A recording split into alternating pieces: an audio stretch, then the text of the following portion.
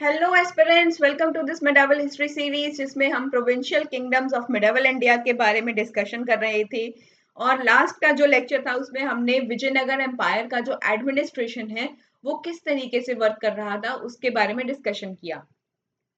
आज का जो लेक्चर होगा इसमें हम विजयनगर एम्पायर का जो आर्मी एंड मिलिट्री ऑर्गेनाइजेशन है वो किस तरीके से था उसको आज हम डिस्कस करेंगे। तो let's start this video with where we will discussing about the army and military organization। तो आज हम आर्मी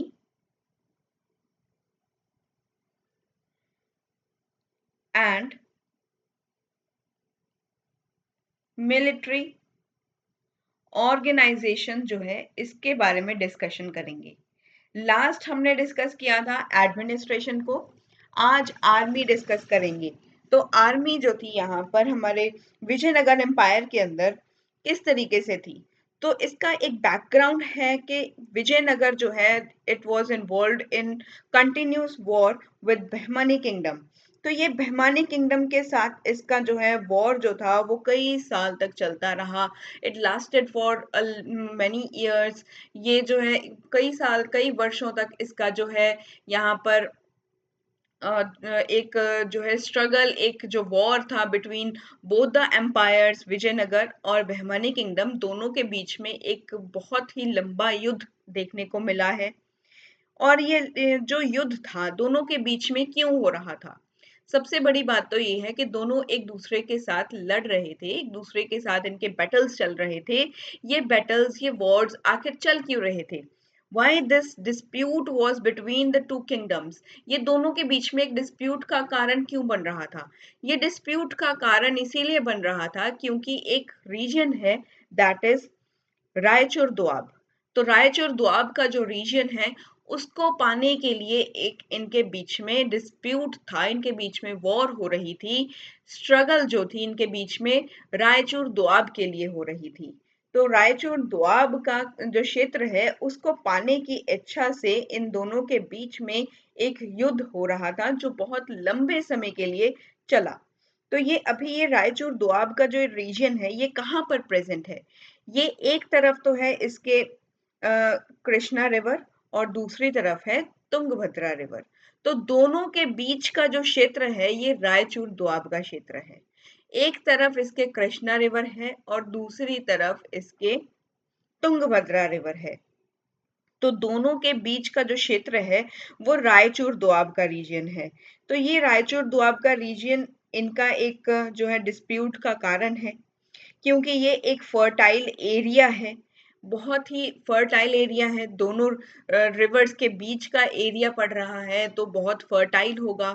तो जिसका जो रीजन सबसे ज्यादा फर्टाइल होता है वहां पर एग्रीकल्चर अच्छा होगा, एग्रीकल्चरल जो प्रोड्यूस होगा वो बेटर होगा as comparative to other lands, बाकी लैंड्स के कंपैरेटिव।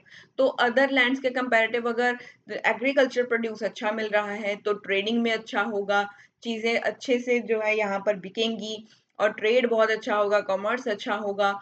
और जिसका ट्रेड, कॉमर्स, एग्रीकल्चर और एग्रीकल्चर प्रोड्यूस इतना बेटर होगा उसकी इकोनॉमी उतनी अच्छी होगी। तो उसकी इकोनॉमी अच्छी होगी, इकोनॉमी जिसकी ज्यादा होगी वो उतना ही ज्यादा पावरफुल किंगडम बनेगा। तो इसी वजह से इन दोनों के बीच में एक युद्ध था, एक दोनों के बीच में बैटल्स हो रही थी। तो यहाँ पर कॉन्फ्लिक्ट था between Vijayanagara empire and Bahmani kingdom which lasted for many years.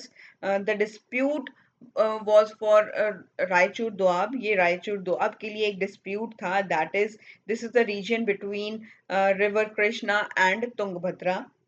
And also over the जो ये फर्टाइल एरिया, एक जो कृष्णा और गोदावरी डेल्टा के बीच का जो एक फर्टाइल एरिया था उसको लेकर के भी इनके बीच में एक विवाद था, उनको लेकर के भी एक कॉन्फ्लिक्ट था।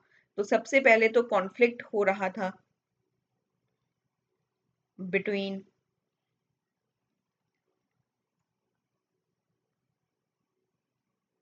Vijayanagar and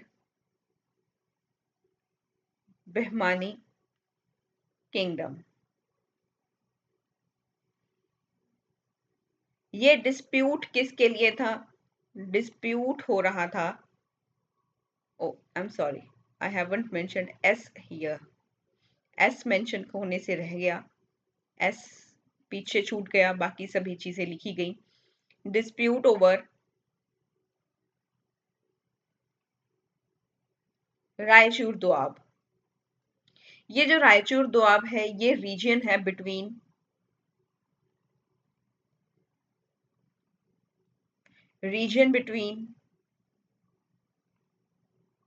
river Krishna and Tungabhadra. River Krishna and Tungabhadra. और किसके लिए था? और ये डिस्प्यूट हो रहा था फर्टाइल लैंड के लिए। फर्टाइल लैंड थी जो कृष्णा गोदावरी डेल्टा के पास जो एक फर्टाइल लैंड थी,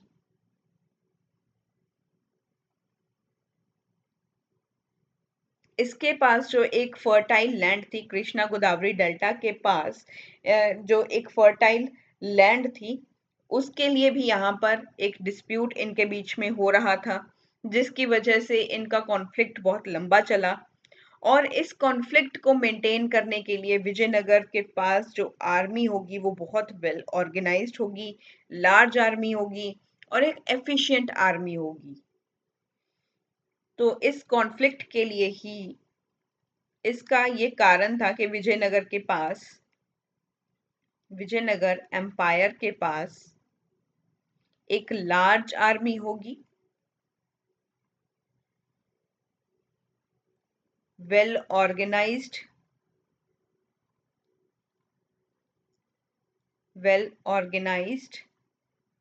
आर्मी होगी और एफिशिएंट आर्मी होगी।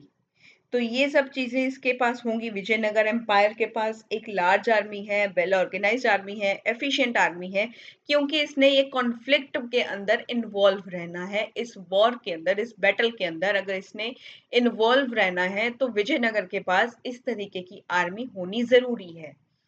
तो इसके बाद हम देखेंगे कि जो इनकी आर्मी है उसके अंदर कौन कौन सी चीजें जो ये इन्वॉल्व करते थे। तो यहाँ पर इनकी आर्मी के अंदर एक तो कैवेलरी हुआ करती थी, इनकी आर्मी के अंदर जो है यहाँ पर शामिल हुआ करते थे जो कैवेलरी है, कैवेलरी हुआ करती थी। कैवेलरी कहा जाता है जो हॉर्सेस के थ्रू आर्मी आती है, जो घुड़सवार सेना होती है उन्हें कहा जाता है। जो जिस सेना के पास हॉर्सेस होते हैं उनको कैवेलरी आर्मी कहा जाता है। इन्फेंट्री थी, इन्फेंट्री आर्मी थी। इन्फेंट्री मतलब कि जो जिनके पास ना हाथी घोड़ा कुछ भी नहीं होता, वो पैदल सेना होती है। ये एक पैदल सेना होती है, तो इनके पास ये भी थी। और इनके साथ इनके पास जो है आर्टिलरी भी थी। तो आर्टिलरी भी थी इनके पास। आर्टिलरी भी थी इनके पास। आर्टिलरी के साथ साथ इनके पास एलिफेंट्स भी हुआ करते थे। आर्टिलरी को कहा जाता है कि एक तोप खाना है जिसके अंदर वेपन्स होते हैं। आर्टिलरी होती है जिसके पास वेपन्स होते हैं। वेपन्स भी इनके पास प्रेजेंट थे, तोपें थी, बहुत सारे जो है और भी जो है वेपन्स हुआ करते थे, which we will be discussing in this video. वो हम डिस्कस करेंगे, वो सब चीजें भी हैं।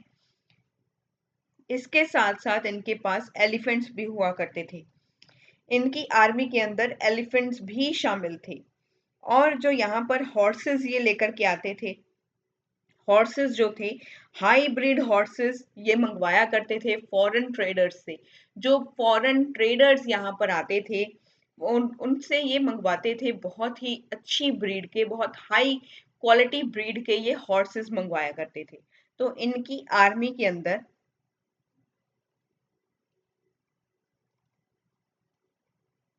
हाई ब्रीड ऑफ हॉर्सेस भी प्रेजेंट थे। हॉर्सेस ये मंगवाते थे फॉरेन ट्रेवलर से। तो इसके साथ साथ जो है विजयनगर रूलर्स जो थे इंपोर्ट करते थे मंगवाते थे हाई क्वालिटी ऑफ हॉर्सेस ये high quality high breed of horses कहाँ से आ रहे हैं? ये आ रहे हैं across the Arabian Sea from Arabia. ये अरेबिया से आ रहे हैं। जो अरेबियन सी को क्रॉस करके ये अरेबिया से मंगवाए जा रहे घोड़े हैं। और कुछ गल्फ कंट्री से आने वाले जो हॉर्सेस हैं, कुछ गल्फ कंट्रीज हैं, पर्शिया से आ रहे होंगे, और भी जितनी भी गल्फ कंट्रीज थी उनसे ये क्या मंगवा रहे थे? ये घोड़े मंगवा रहे थे। तो इंपोर्ट होता था इंडिया के अंदर या विजयनगर एम्पायर के अंदर। बेसिकली विजयनगर एम्पायर के अंदर बहुत ही हाई क्वालिटी ब्रीड के हॉर्सेस अरेबिया से, पर्शिया से, और भी बहुत सारी जो गल्फ कंट्रीज हैं वहां से ये जो है हॉर्सेस मंगवाया करते थे। और भी जो गल्फ कंट्रीज हैं, इन गल्फ कंट्रीज से ये हॉर्सेस इंपोर्ट करवाते थे। तो फॉरेन जो ट्रेडर्स हैं उनको भी बोला जाता था कि आप भी अपने साथ हाई क्वालिटी ऑफ हॉर्सेस को लेकर के आए। और जो पोर्ट ऑफ मालाबार था, पोर्ट ऑफ मालाबार, ये एक सेंटर बना ट्रेड का, और trade in other luxurious commodities, जो भी लग्जूरियस कमोडिटीज थी और भी जो ट्रेड किया करते थे, वो मालाबार इसका एक सेंटर पॉइंट बना। मालाबार से ट्रेड बहुत अच्छा हो रहा था। जो पोर्ट मालाबार है, जो पोर्ट है ऑफ मालाबार, ये एक centre of the trade point बना। ये ट्रेड का सेंटर पॉइंट बन गया, सेंटर ऑफ ट्रेड बना, ये सेंटर ऑफ ट्रेड बना। और जो भी लग्जरियस कमोडिटीज आती थी, जो भी लग्जूरियस कमोडिटीज आती थी, उस ट्रेड के लिए भी ये एक सेंटर जो है पॉइंट बन गया। ये पोर्ट भी एक सेंटर पॉइंट बन चुका था ट्रेड का। तो व्यापार के लिए ये एक सेंटर पॉइंट बना। और विजयनगर रूलर्स जो थे वो इस पोर्ट को कंट्रोल करने का अटेम्प्ट करते रहते थे। तो ट्रेड के लिए पोर्ट ऑफ मालाबार इंपॉर्टेंट था। फर्टाइल लैंड्स जो थी, कृष्णा और गोदावरी के डेल्टा के बीच में जो फर्टाइल लैंड थी, और कृष्णा और तुंगभद्रा के बीच का जो रीजन था, that is Raichur region. Raichur Doab का जो रीजन था वो इम्पोर्टेंट हो गया। अभी पोर्ट ऑफ मालाबार भी इम्पोर्टेंट है, क्योंकि इसको जो है पोर्ट ऑफ मालाबार को कंट्रोल कौन करने की कोशिश करता था? Vijayanagara rulers attempted to control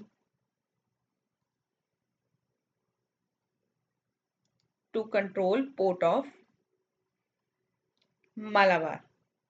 ये मालाबार के पोर्ट को कंट्रोल करने की कोशिश किया करते थे। उसके बाद एक इम्पॉर्टेंट कैरेक्टरिस्टिक हमें विजयनगर एडमिनिस्ट्रेशन के अंदर ये भी दिखाई देता है कि यहाँ पर एक अमर नायक सिस्टम फॉलो हुआ करता था। तो यहाँ पर एक अमर नायक विजयनगर एम्पायर के अंदर, विजयनगर एम्पायर के अंदर एक अमर नायक, अमर नायक सिस्टम जो था इसे इंट्रोड्यूस किया हुआ था। ये एक इम्पॉर्टेंट कैरेक्टरिस्टिक था of the administration in the Vijayanagara empire. तो इसका एक एडमिनिस्ट्रेशन का एक इम्पॉर्टेंट टॉपिक है ये, that is Amara Nayaka system which has been seen in the Vijayanagara empire. तो ये क्या था आखिर में?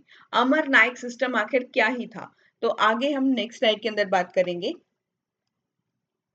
द टॉप ग्रेड ऑफिसर्स जो हुआ करते थे आर्मी के, उनको नायक बोला जाता था। तो आर्मी के अंदर एक टॉप ग्रेड ऑफिसर होता है, टॉप ग्रेड ऑफिसर है, टॉप ग्रेड ऑफिसर्स हुआ करते थे। इन ऑफिसर्स को बोला जाता था कि ये हैं नायक। नायक मूवी वाला नायक वो नहीं कंसीडर करना है हमने। तो ये एक नायक है, या इसे बोला जाता है, और इट इज अ पलायगर्स, और इट इज अ पलायगर, या इसे पॉलीगर भी बोला जाता है, या इसे पॉलीगर भी बोला जाता है। टॉप ग्रेड ऑफिसर जो है आर्मी के अंदर एक टॉप ग्रेड ऑफिसर्स होते थे, उनको नायक या पलायगर्स या पॉलीगर्स, इन तीनों नाम में से कोई एक नाम से बुलाया जाता था। तो यहाँ जैसे आपके घर में एक अलग से एक छोटा नाम होता है और आपका रियल नेम कुछ और होता है, आपके मम्मी पापा आपको आपके छोटे नाम से बुलाते हैं क्योंकि प्यार से वही है। आप घर से बाहर जाएंगे, क्लास के अंदर जाएंगे, तो आपको वहां पर आपके पर्टिकुलर जो आपका नेम है उससे आपको डिनोट करके बुलाया जाएगा। तो जो टॉप ग्रेड ऑफिसर्स हुआ करते थे उनको भी ऐसे ही नायक या पलायगर्स या पॉलीगर जो भी था उस नाम से यहाँ पर बुलाया जाता था। तो उसके बाद एक और चीज है, एक इंटरेस्टिंग सी है, दैट इज कि ये जो ऑफिसर्स हुआ करते थे ना, इन ऑफिसर्स को जो है लैंड ग्रांट दिया जाता था। इन ऑफिसर्स को लैंड ग्रांट लैंड ग्रांट्स दिए जाते थे। इन ऑफिसर्स को लैंड जो थी वो एज अ ग्रांट की फॉर्म में दी जाती थी। इन लैंड जो ग्रांट में दी जा रही है, ये जो लैंड ग्रांट में दी जा रही है, इस लैंड को क्या कहा जाता है? इसको कहा जाता है अमरम। अमरम कहा जाता है इस लैंड को, which is given in the form of grant to this top grade officers. इन ऑफिसर्स को लैंड ग्रांट दिया जाता था, इनको जो है पे लैंड्स में किया जाता था, जमीनों में इनको पे किया जाता था, जमीन दे दी जाती थी कि ये अमरम है आपका। और इनको यहाँ पर जो है जो सोल्जर्स होते थे, जब भी ये कोई सर्विस प्रोवाइड करते थे ये टॉप ग्रेड ऑफिसर्स, आज के टाइम पर तो क्या होता है कि जो भी सर्विसेज के अंदर होते हैं उनको सैलरीज मिलती हैं इन देयर अकाउंट्स। तो आपके अकाउंट के अंदर आपकी सैलरी आती है। जो भी कोई पर्टिकुलर आप जॉब में इन्वॉल्व होंगे आगे चल के in future when you will became, कोई भी आप ऑफिसर की पोस्ट के ऊपर बैठोगे जाकर के, आइदर आप आईएएस बने, आईपीएस बने, आईएफएस बने, then you will be paid in salaries and it will be coming in your accounts. तो वो आपके अकाउंट में आएगी, आपको सैलरीज जो है आपको रुपीस में दी जाएगी। तो उसके अकॉर्डिंगली जो है आपका जो सैलरी बनेगा वो आपको दिया जाएगा। यहाँ पर ये जो ऑफिसर्स हुआ करते थे इनको सैलरी कैश में नहीं दी जाती थी। They were not paid in the cash for their services, but they were, instead of that they were paid in the land grants।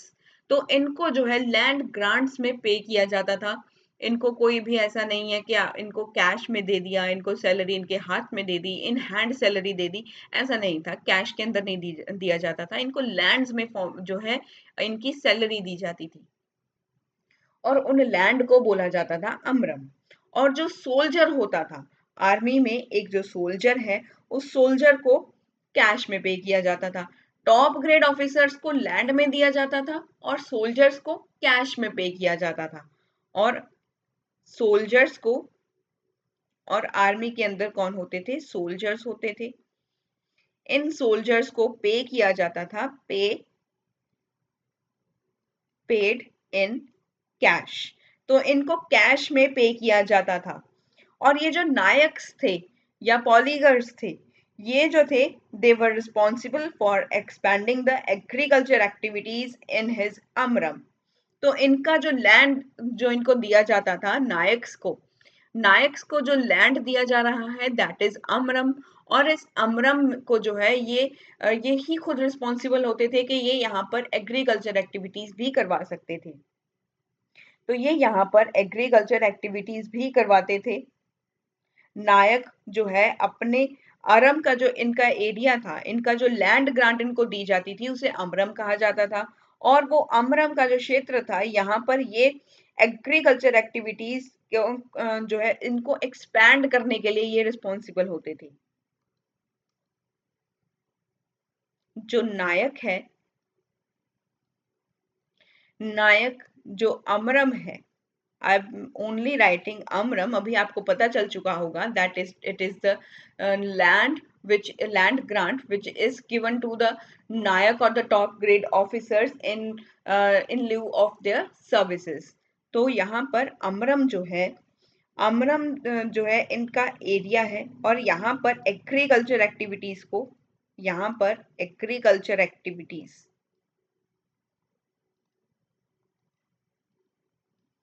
इनको एक्सपैंड भी करने के लिए यही रिस्पॉन्सिबल होगा। ये पर्सन ही रिस्पॉन्सिबल होगा एग्रीकल्चर एक्टिविटीज को यहाँ पर एक्सपैंड करने के लिए। अभी ये यहाँ पर एग्रीकल्चर एक्टिविटीज करवाएगा, जो है जो भी फसल वगैरह होगी, जो क्रॉप्स वगैरह होगी वो यहाँ पर ग्रो किया जो है करवाई जाएंगी। और यहाँ पर ये जो नायक होगा, he will collect the tax in this area. ये ही नायक जो होगा, ये नायक जो होगा ये कलेक्ट करेगा, कलेक्ट टैक्सेस।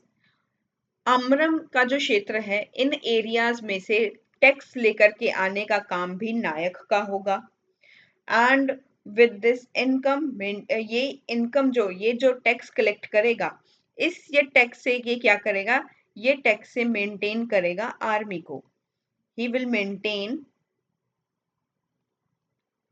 हिज आर्मी, ये अपनी आर्मी को मेंटेन करेगा। ये जो नायक होगा इसके अंदर अंडर जो होंगी कुछ आर्मी होंगी, यहाँ पर the group of army would be there under the nayaka. Nayaka के अंडर जो है कुछ आर्मी होगी।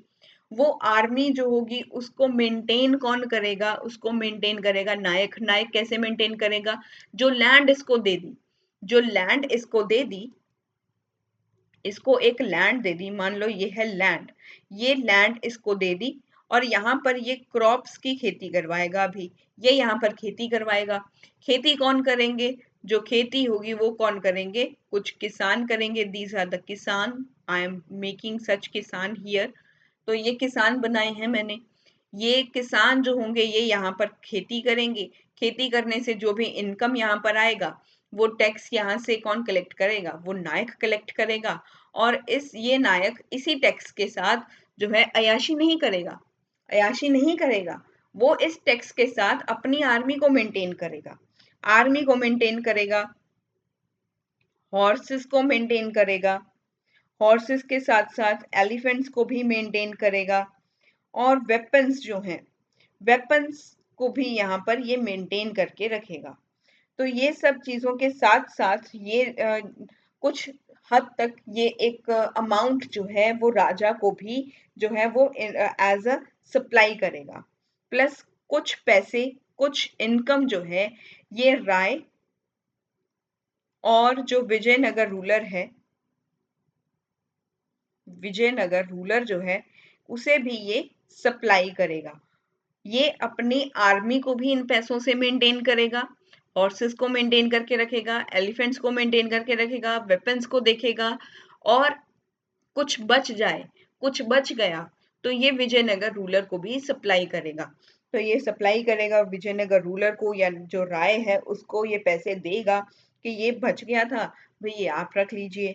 उसके बाद नायक जो होगा was also the commander of the fort। ये जो फोर्ट्स हैं ये इनका कमांडर भी है। नायक का एक और वर्क है that he is the commander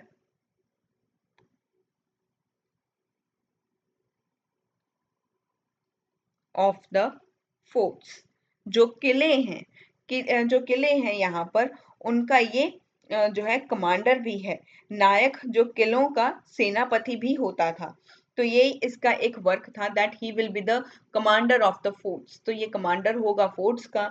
उसके बाद कुछ जो revenues was also used for the maintenance of the temples and irrigation work। तो यहाँ पर जो रेवेन्यू इसको मिलेगा, ये रेवेन्यू जो है वो यूज करेगा टेम्पल्स के मेंटेनेंस के लिए भी, इरिगेशन वर्क के लिए भी। तो अभी ये यहाँ पर इन सब के लिए तो कर ही रहा था, साथ के साथ कुछ रेवेन्यू, सम रेवेन्यू जो है वो किसके लिए जाएगा, वो मेंटेनेंस के लिए जाएगा। किस चीज की maintenance, maintenance of temples and irrigation work. जो इरिगेशन का वर्क है उसके लिए भी जो है यहाँ पर ये रेवेन्यू भेजेगा। तो मेंटेनेंस किसके, टेम्पल्स के लिए और इरिगेशन वर्क के मेंटेनेंस के लिए भी ये पैसे भेजेगा। और इसके साथ साथ जो अमर नायक है, जो अमर नायक्स हैं ये ट्रिब्यूट भेजेंगे किंग को ताकि वो अपनी जो वफादारी है उसको दिखा सके। नेक्स्ट स्लाइड में जो अमर नायक हैं,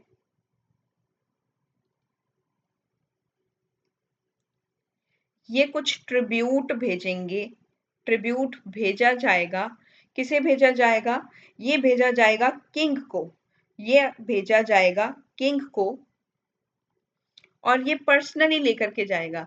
ये जो भी चीजें होंगी उनको ये पर्सनली लेकर के जाएगा और वहां पर जो है कुछ गिफ्ट्स लेकर के जाएगा, ट्रिब्यूट लेकर के जाएगा किंग के लिए, ताकि ये अपनी लॉयल्टी, अपनी वफादारी को प्रूव कर पाए, ताकि ये अपनी वफादारी को ताकि ये अपनी एक्सप्रेस देयर लॉयल्टी, ताकि ये अपनी वफादारी को प्रूव कर पाए। तो अमर नायक अपनी वफादारी को प्रूव करने के लिए बहुत सारे महंगे महंगे उपहार, गिफ्ट्स, ट्रिब्यूट लेकर के जाएगा रॉयल कोर्ट के अंदर। किंग के लिए लेकर के जाएगा कि ये आपके लिए मैं ये गिफ्ट लेकर के आया हूँ, this is the most expensive perfume, this is the most expensive gift which I have brought for you, ताकि जो है वो अपनी लॉयल्टी को प्रूव कर पाए, ताकि वो अपनी लॉयल्टी को, अपनी वफादारी को वहां पर दिखा पाए। इसी वजह से वो लेकर के जाएगा। एंड यहाँ पर एक और चीज इम्पोर्टेंट है, क्योंकि 17th सेंचुरी के अंदर बहुत सारे नायक्स जो थे, जैसे कि नायक्स थे तंजौर के और मदुरई के, इन्होंने अपनी इंडिपेंडेंसी को डिक्लेयर कर दिया। They declare there independency. अभी ये जो नायक है अपनी इंडिपेंडेंसी क्यों डिक्लेयर कर रहा है? क्योंकि इसके पास लैंड आ चुकी है। अभी ये जो है लैंड के ऊपर अपनी क्रॉप्स उगा रहा है, अपनी खुद ये खर्चा कर रहा है, खुद से जो है यहाँ पर चीजों को मेंटेन कर रहा है।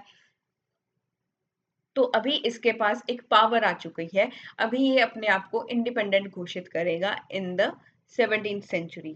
तो अभी 17th सेंचुरी के अंदर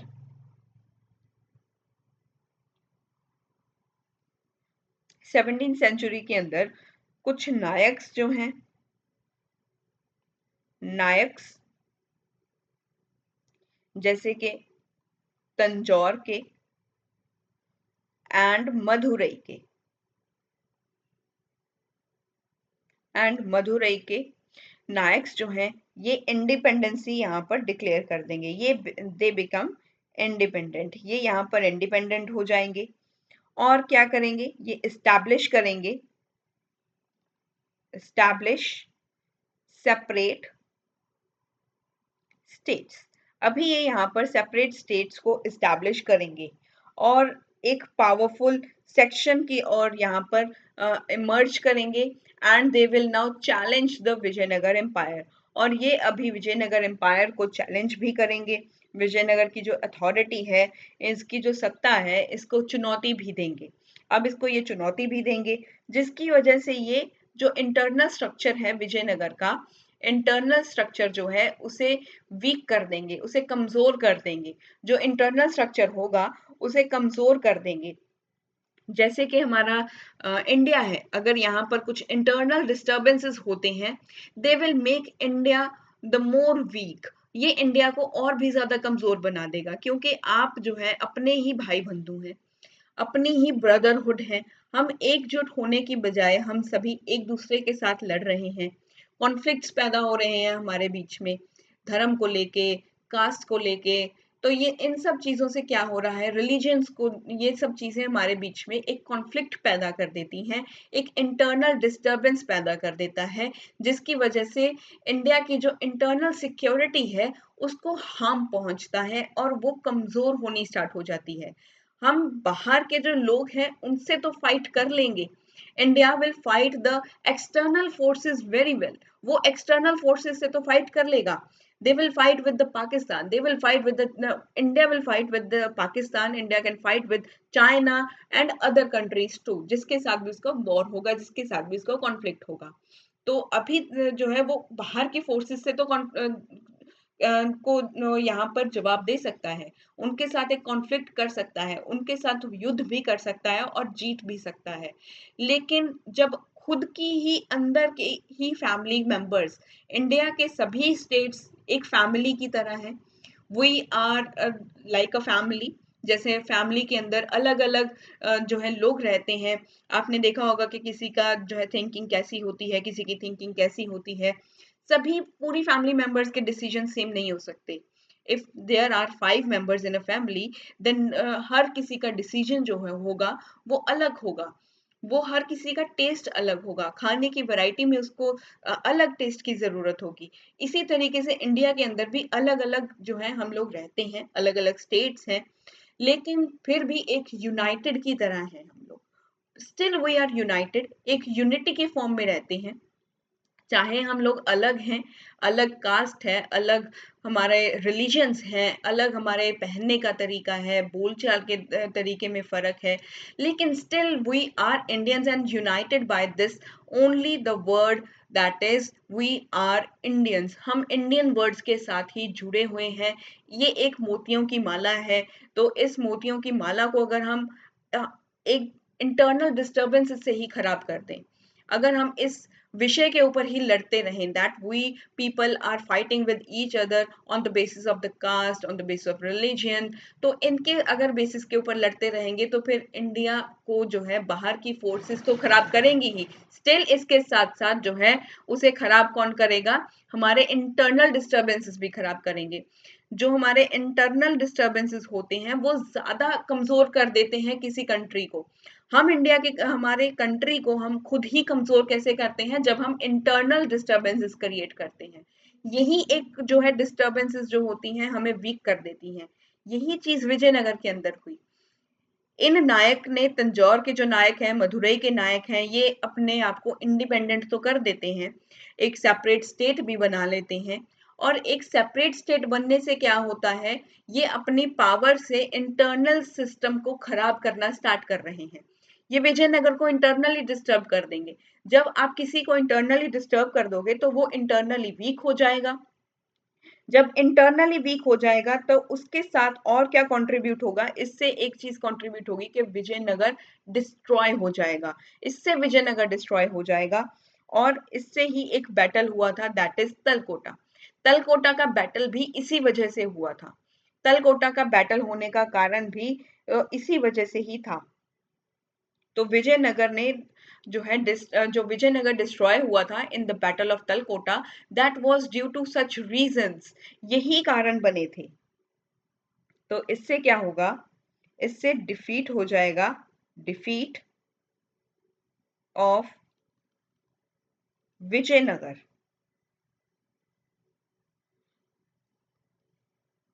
इन battle of Talikota, in battle of Talikota. तो इसके साथ साथ जो है यहाँ पर विजयनगर की हार हो जाती है। तो ये हमने अभी यहाँ पर डिस्कस किया। इसके बाद कुछ यहाँ पर वेपन्स हैं जो हम यहाँ पर देखेंगे कि आर्मी के पास किस तरीके के वेपन्स हुआ करते थे। Let me go to the next slide. मेरे पास स्पेस नहीं है, आपके पास एम्पल ऑफ स्पेस होता है, मेरे पास नहीं होता है।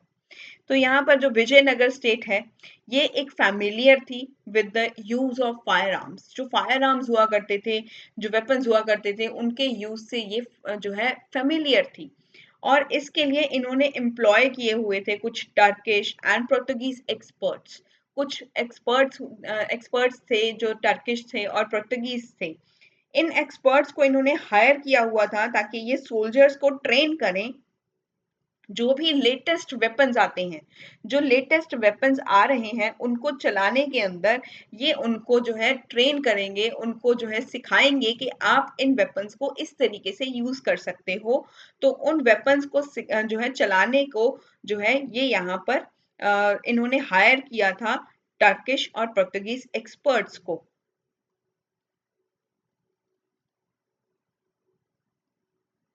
तो विजयनगर के अंदर इन्होंने एम्प्लॉय किया था, employed Turkish plus Portuguese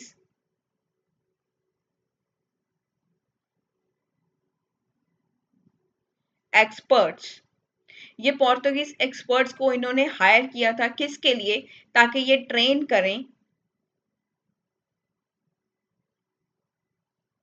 soldiers को, ये सोल्जर्स को ट्रेन करें किसके लिए?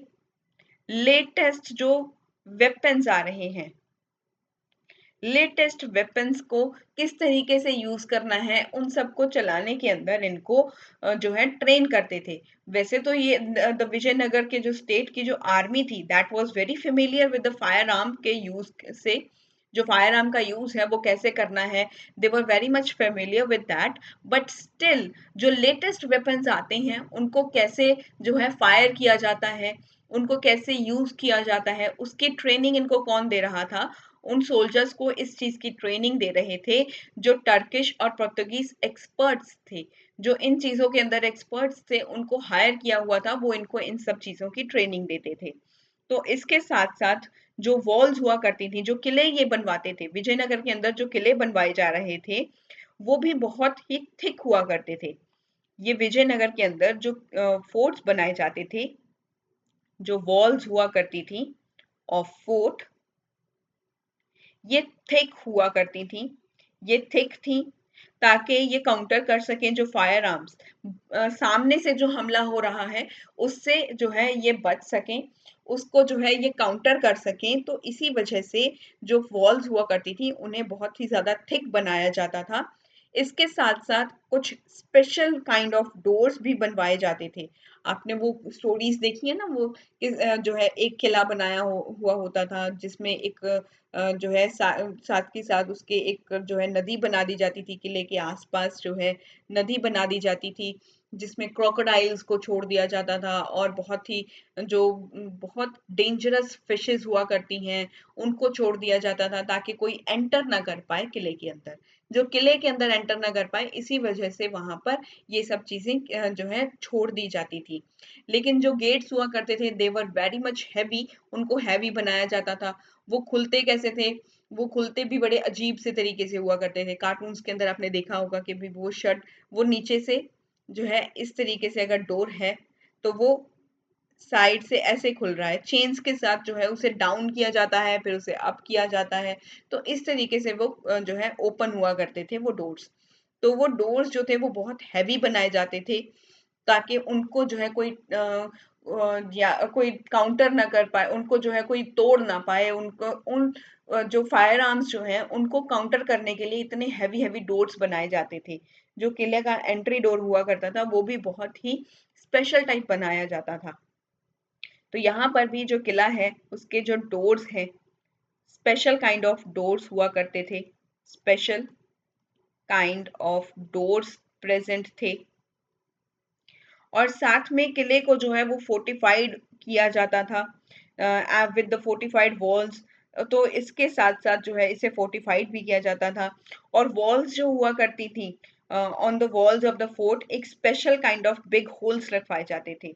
तो वॉल्स थिक थी और थिक होने के साथ साथ इनके अंदर जो है एक स्पेशल स्पेशल बिग होल्स भी रखवाए जाते थे, बड़े बड़े होल्स रखवाए जाते थे। अभी इन होल्स को रखवाने का कारण क्या था? जैसे कि ये एक दीवार है, दिस इज ऑफ ये फोर्ट है, एक किला है, उसकी दीवार है, यहाँ पर ऐसे ऐसे बिग होल्स रखवाए जा रहे हैं। ये आखिर क्यों रखवाए जा रहे थे? इनको रखवाने का कारण ही क्या था? इनको रखवाने का कारण ये था कि यहाँ पर जो गन्स हैं, यहाँ पर गन्स को सेट कर दिया जाता था, गन्स को यहाँ पे जो है सेट करके रखा जाता था, इनको जो है रेस्ट करने के लिए रखा जाता था कि इनको यहाँ पर जो तोप हुआ करती थी, आपने देखा है ना वो तोप होती हैं जिसके अंदर एक गोला जो है भर दिया जाता है। टॉम एंड जेरी के अंदर भी आपने देखा होगा ये सब चीजें दिखाते थे उसके अंदर।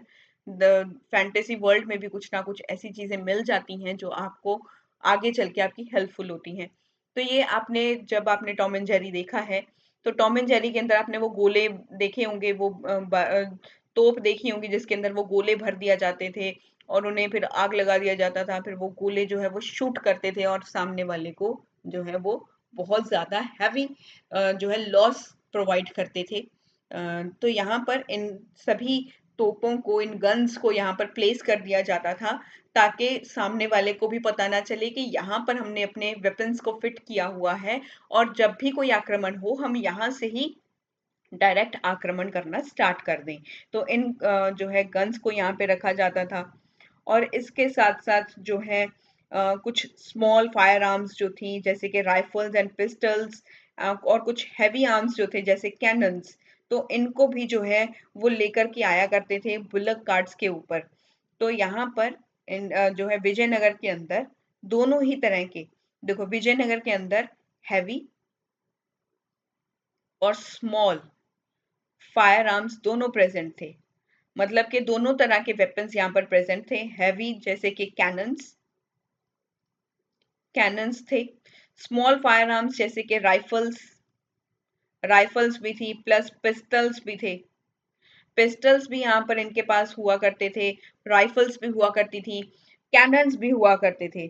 और जो तोप होती हैं, तोप जैसे कुछ जो है भारी हथियार भी इनके पास प्रेजेंट थे, जो बुलक कार्ट के थ्रू पुल करके यहाँ पर लाए जाते थे। जो कैनन्स हुआ करते थे,